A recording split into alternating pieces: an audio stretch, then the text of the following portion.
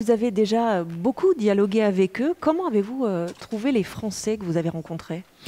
Je les ai trouvés d'abord évidemment préoccupés par la situation sanitaire, mais extrêmement vigilants, maintenant connaissant à la fois les règles et ce qui nous permettra de nous en sortir, le vaccin, le pass sanitaire, les mesures qui nous permettent de mettre à distance ce virus.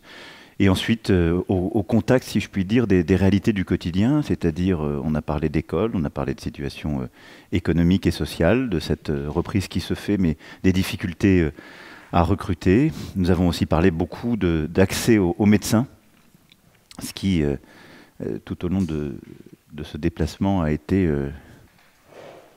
plusieurs fois répété. Et ce que tous ces derniers mois, je dirais, ces dernières années, déjà un peu avant la crise, était déjà une réalité.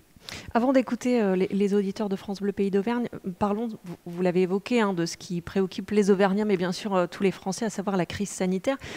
Est-ce qu'avec les dernières mesures qui ont été annoncées en début de semaine par le gouvernement, les Français peuvent espérer passer un Noël, des fêtes de fin d'année sereines?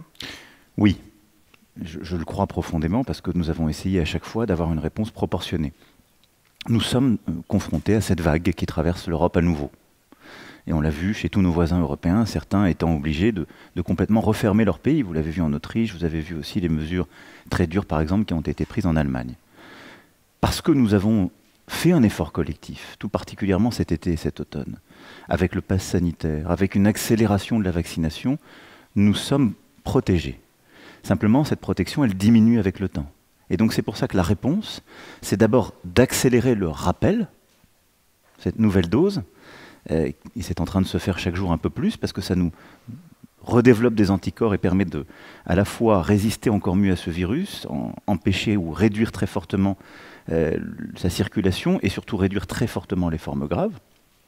La deuxième chose, c'est l'utilisation du pass sanitaire qui nous permet de tenir les différents événements, de faire vivre nos services, mais aussi notre culture, nos commerces, les grands salons et les grands événements.